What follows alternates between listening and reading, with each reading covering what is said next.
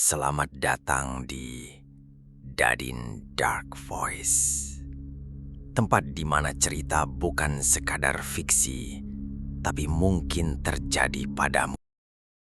Roni tuh ya, orangnya paling sok berani kalau udah urusan horor-hororan. Apalagi kalau udah bawa-bawa kamera, langsung berasa pemburu hantu profesional. Padahal aslinya, waktu nonton film horor aja, dia tutup mata setengah jam. Tapi ya karena dia admin channel YouTube mereka yang isinya konten eksplorasi tempat angker, mau nggak mau gaya harus berani. Hari itu, Roni ngajakin Dimas sama Citra buat nginep di sebuah desa yang katanya terlupakan dari Google Maps. Desa Singkilor namanya. Nggak banyak yang tahu, dan waktu mereka tanya ke warga sekitar, banyak yang bilang, "Loh, desa itu mah udah lama kosong. Malah katanya tiap malam Jumat suka ada yang bangkit dari kubur, minta tolong." Dimas langsung keringet dingin dengar kalimat itu. Citra juga sempat nyolek Roni sambil bisik, "Kita beneran ke sana. Ini bukan prank kan?" Tapi Roni cuma cengar-cengir sambil nyalain GoPro. Justru itu, Cin. Konten kayak gini yang dicari orang. Horor-horor real, serem banget, viral. Jawab Roni sambil ngunyah gorengan. Ya, emang dasarnya niat cari views bukan keselamatan. Perjalanan ke desa Singkilor nggak gampang. Jalanannya becek, penuh semak, dan satu-satunya petunjuk arah adalah papan kayu setengah roboh bertuliskan "Awas". Tapi dasar Roni, dia malah foto bareng papan itu sambil gaya peace dan caption "Mau diganggu hantu, bismillah". Sesampainya di sana, desa itu hening banget. Nggak ada satu orang pun. Tapi anehnya, rumah-rumahnya masih utuh. Kayak baru ditinggalin kemarin sore. Pohon beringin di tengah desa menjulang tinggi dan daunnya nggak ada yang jatuh. Sunyi, bahkan jangkrik pun nggak ada. "Nih, ngerinding gue," kata Dimas sambil mengusap lengan. Citra diam aja sambil sesekali ngelirik ke belakang. Roni masih sibuk rekam-rekam sambil monolog. "Oke guys, sekarang kita udah sampai di desa yang katanya angker banget. Malam ini kita bakal nginep di salah satu rumah tua di sini. Tungguin, siapa tuh jam 12 malam ada yang ngetuk pintu. Hehehehe." Rumah yang mereka pilih buat nginep itu katanya bekas rumah kepala desa. Gede sih, tapi jendelanya ditutup papan. Pintunya udah berkarat dan lantainya bunyi krek-krek setiap kali diinjak. Tapi yang paling serem, di pojok ruang tengah ada foto hitam putih keluarga kepala desa zaman dulu. Semua senyum, tapi yang cewek paling kiri, senyumnya nggak enak. Mirip senyum orang habis ngintip tetangga mandi.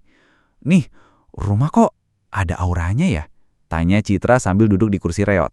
Dimas cuma angguk-angguk aja sambil buka bekal mie instan. Roni sibuk nyalain kamera IR-nya dan naruh tripod di ruang tamu.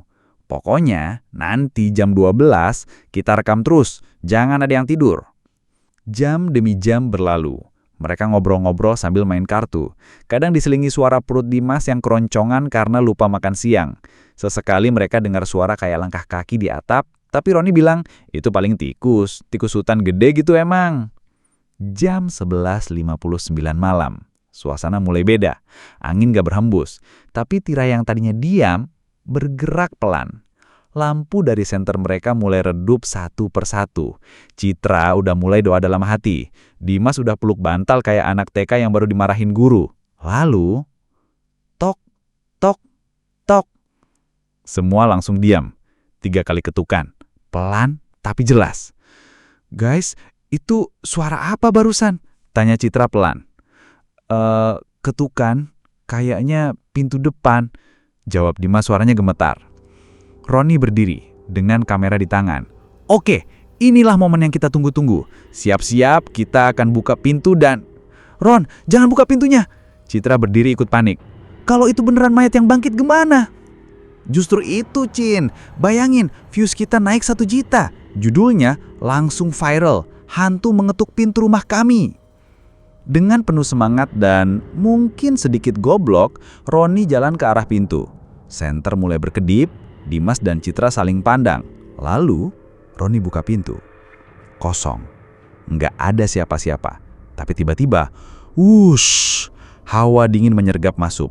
Dan wangi bunga melati memenuhi ruangan. Semua langsung tutup hidung. "Apaan sih nih? Kayak toko bunga tapi horor banget," kata Dimas. Roni masih ngerekam, tapi pas kamera diarahkan keluar, tampak sosok putih di ujung jalan. Desa, diam, nggak gerak, pakai kain putih lusuh, rambut panjang, dan posisi kepala nunduk. Citra langsung mundur ke belakang sofa, nyaris jatuh. Dimas sudah diam aja sambil melotot. "Ron, tutup pintunya! Tutup, sekarang!"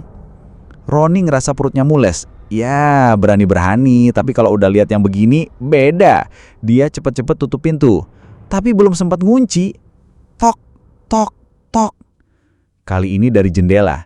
Citra nangis pelan. Dimas sudah diam aja sambil melotot. Roni dengan sisa... Setelah kejadian ketukan dan penampakan sosok putih semalam, paginya rumah itu sepi. Tapi bukan sepi yang enak buat tidur siang ya. Sepi yang bikin telinga sakit. Gak ada burung, gak ada jangkrik, bahkan angin pun kayak malas lewat. Citra bangun paling duluan.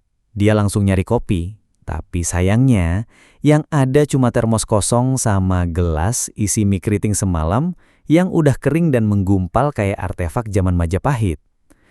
Dimas belum bangun, tapi posisi tidurnya aneh banget. Miring ke kiri sambil pegang senter kayak puluk guling. Sedangkan Roni duduk di pojokan ruang tengah, melek tapi matanya kosong. "Bro, lo tidur nggak?"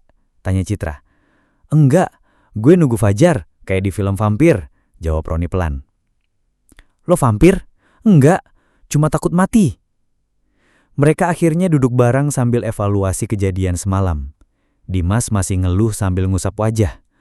"Gue semalam hampir ngompol. Lo tahu nggak rasanya lihat hantu dari jarak 2 meter? Apalagi hantu yang cuma berdiri nunduk doang. Itu lebih serem daripada yang langsung loncat ke kita." Citra buka HP-nya tapi sinyal masih nihil. Roni cek motor, gak nyala. Bahkan mesin motornya ngeluarin suara aneh kayak suara orang bisik tapi dari knalpot. Mereka mulai sadar, desa ini bukan cuma angker. Ini kayak jebakan. Yang masuk gak bisa keluar. "Ada yang aneh sama tempat ini," ujar Dimas sambil buka-buka lemari tua di ruang belakang. Di situ dia nemu buku tua yang udah rapuh kayak di film-film. Di covernya tertulis tangan seseorang, dan di dalamnya catatan-catatan aneh, tanggal, nama, dan tulisan tidak boleh membuka pintu setelah ketukan pertama. Oke, ini makin serem. Jadi ketukan itu ada aturannya. Citra mulai gelisah. Roni baca pelan-pelan. "Yang tidur di rumah kepala desa harus tahu, ketukan datang 3 malam berturut-turut.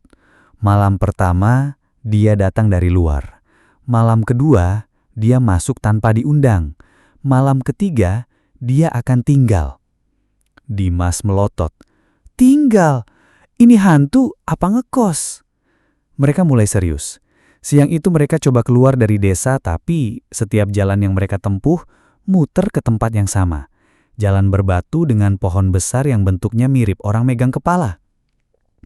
"Gue tadi udah 3 kali lihat pohon itu," kata Roni sambil ngos-ngosan. "Kayaknya kita dijebak, beneran." Malam kedua datang lebih cepat dari yang mereka kira. Awan gelap turun kayak selimut gede, petir mulai menyambar meski hujan belum turun. Mereka mutusin buat ngumpul di ruang tengah, bawa senter, kamera, air, dan panci. Gak tahu kenapa Dimas bawa panci. Katanya buat jaga-jaga, siapa tahu hantunya takut sama suara keras. Jam 11:45, suasana rumah mulai berubah. Angin dari ventilasi tiba-tiba berhembus. Tapi dinginnya nggak wajar, kayak AC rusak yang nyembur ke ubun-ubun. Citra gemetar. "Lo pada ngerasa nggak sih? Rumah ini jadi makin sempit." Dan bener aja, rumah yang tadi kelihatan besar, sekarang kayak ngecilin diri. Ruang tamu jadi kayak kamar kos dan dindingnya mendadak lembab. Kayak rumah hidup. Dan dia sedang bernafas. Tok, tok, tok. Kali ini dari jendela. Mereka langsung freeze. Gak ada yang berani noleh. Tapi setelah beberapa detik, tok, tok, tok. Dari dapur. Tok, tok, tok. Dari langit-langit. Tok, tok, tok. dari bawah lantai. "Oi, dia ngapain sih? Tur keliling rumah dulu." Dimas mulai panik sambil muter panci kayak biksu Shaolin. Roni mulai rekam lagi meski tangan gemeter. "Oke guys, kayaknya kita masuk malam kedua. Dan ini makin gila." Lalu lantai ruang tengah mulai bunyi. Krek, krek, krek. Pelan, tapi pasti. Seperti ada yang berjalan di bawah. Citra nangis pelan. "Gue lihat sesuatu barusan. Dari celah lantai, ada jari panjang putih, kayak nyari jalan keluar." Dimas langsung loncat ke kursi. "Ini bukan hantu biasa, ini hantu penjelajah dimensi." Mereka semua mundur ke dinding, tapi jendela belakang terbuka pelan dan muncul bau anyir yang menusuk. Bukan bau mayat, lebih kayak campuran bunga busuk sama darah dingin. Lalu suara itu terdengar. Suara yang gak akan mereka lupain seumur hidup. "Tolong, aku dibangunin, tapi gak bisa pulang." Suara pelan, serak, seperti dari mulut yang udah lama gak dipakai ngomong. Suara itu datang dari balik lemari tua. Roni dengan tangan gemetar pelan-pelan arahkan kamera. Tapi saat itu juga, lemari itu terbuka sendiri. Dan dalam cahaya senter yang berkedip, mereka melihat sesuatu, tubuh putih pucat dengan mata kosong dan rambut menempel di dinding.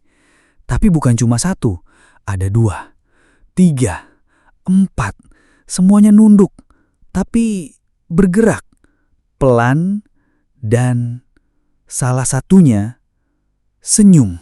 Roni, Dimas, dan Citra berdiri terpaku. Di depan mereka, lemari tua itu menganga seperti mulut terbuka. Dan di dalamnya, sesosok tubuh pucat melotot pelan, dengan mulut terbuka seperti mencoba berbicara. Tapi yang keluar bukan kata-kata, melainkan suara napas yang basah dan berdarah. "Dia ngapain di dalam lemari? Ini bukan petak umpet." Dimas hampir kepleset karena mundur sambil panik. Citra udah nangis sambil peluk lutut. Dan Roni tetap megang kamera. Gimana pun juga, insting konten kreator susah mati. Gue rasa mereka itu bukan hantu biasa," ujar Roni pelan. "Mereka tuh kayak korban. Mungkin mereka bukan penunggu, tapi yang ditunggu." Malam itu seperti mimpi buruk yang gak ada ujung. Sosok-sosok putih keluar dari lemari satu persatu, pelan, gak terburu-buru. Mereka kayak tahu kalau yang 3 bocah ini gak punya jalan keluar. Tiba-tiba, rumah bergetar. Bukan gempa, tapi kayak tanah di bawahnya bergerak. Dari lantai, mulai muncul retakan-retakan kecil dan aroma tanah basah campur kemenyan menyengat. Lalu terdengar suara, "Pulangin, kami, pulangin." Citra histeris. Dimas mulai ngocok panci sambil teriak, "Ini panci besi woi, hantu takut besi kata film." Roni akhirnya sadar, ini bukan soal siapa berani atau siapa penakut.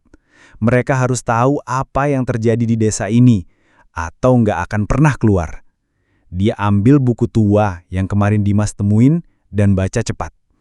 Di bagian terakhir, ada halaman yang udah robek separuh, tapi masih bisa terbaca. 3 malam, 3 ketukan. Yang tidur akan dibangunkan, yang melihat akan diikuti, yang membuka akan dihuni. Gue rasa mereka itu bukan hantu biasa, ujar Roni pelan. Mereka tuh kayak korban. Mungkin mereka bukan penunggu, tapi yang ditunggu. Citra melotot. Jadi sekarang mereka mau tinggal di tubuh kita? Apa-apaan ini? Gue bahkan belum sempat wisuda. Di halaman belakang rumah, ada satu tempat yang mereka belum sentuh. Pagi itu mereka nggak sadar, tapi sekarang, lewat jendela yang pecah karena lemparan panci barusan, mereka lihat gundukan tanah aneh, kayak kuburan lama yang digali sebagian. Dan di tengah-tengahnya, nisan batu retak dengan tulisan nyaris hilang, kecuali satu baris. Aku akan datang jika kau membuka pintu. Roni tarik napas dalam. Gue harus minta maaf, mereka bukan mau ganggu, Mereka cuma mau dipulangkan. Dimas hampir nangis. Ron, lo mau minta maaf ke mayat? Gue bahkan jarang minta maaf ke mantan. Tapi Citra mulai sadar. Mungkin ini cara kita bisa keluar, bantuin mereka, kembaliin mereka ke tanah. Dengan langkah gontai, mereka ambil cangkul yang berkarat di gudang rumah. Suara ketukan masih terdengar dari segala arah. Tapi sekarang nggak lagi menakutkan. Lebih kayak suara orang minta tolong. Mereka gali lubang di depan nisan tua itu. Satu persatu. Pelan. Berat. Tapi anehnya tanahnya mudah digali. Seperti sudah siap untuk dibuka. Saat cangkul menyentuh dasar yang keras, tiba-tiba angin berhenti. Suara ketukan hilang. Rumah di belakang mereka sunyi. Mereka menoleh dan semua sosok putih itu berdiri dalam diam mengelilingi mereka dari kejauhan. Tak bergerak, tak mendekat. Tapi mereka tersenyum. Sedikit. Seperti lega. Seperti akhirnya bisa tidur. Satu sosok perempuan mendekat. Rambut panjang menutupi wajah, tapi dari bawah rambut itu terdengar suara lembut. Terima kasih. Kemudian tubuh-tubuh itu pelan-pelan menghilang, seperti kabut yang menguap saat matahari muncul. Citra langsung jatuh duduk. Dimas pingsan berdiri. Roni akhirnya duduk, napas ngos-ngosan, sambil menatap kamera yang dari tadi masih merekam. Pagi harinya mereka terbangun di teras rumah. Semua seperti normal. Burung berkicau, angin berhembus, pohon-pohon bergerak perlahan. Desa yang kemarin suram, kini terlihat seperti desa biasa. Dan yang paling aneh, motor mereka nyala, full tank. HP semua ada sinyal. Bahkan Roni sempat buka YouTube dan baca komen fans. Gokil, cerita semalam kayak beneran. Sinematografinya bagus, udah kayak film bioskop. Itu suara hantu beneran, merinding asli. Next, ke desa mana lagi bang?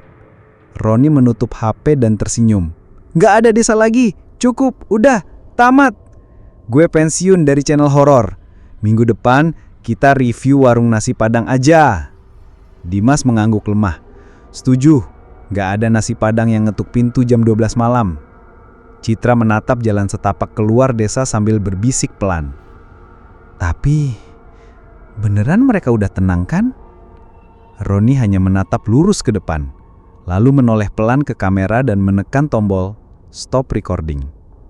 Tapi, tombolnya nggak merespon, dan dari layar ada tulisan merah berkedip. Rekaman dimulai malam ketiga. Terima kasih banyak ya sudah setia mendengarkan sampai akhir. Jangan khawatir, meskipun ceritanya bikin bulu kuduk berdiri, aku akan selalu berusaha menyajikan konten horor yang seru dan berkualitas buat kalian. Jadi, jangan lupa, kalau kalian suka dengan cerita ini, klik tombol like, tinggalkan komentar di bawah pengalaman horor kalian sendiri, dan yang paling penting, subscribe channel ini biar gak ketinggalan cerita-cerita menyeramkan berikutnya. Nyalakan juga lonceng notifikasinya ya. Sampai jumpa di cerita selanjutnya. Tetap hati-hati dimanapun kalian berada, karena kadang misteri itu lebih dekat dari yang kita bayangkan.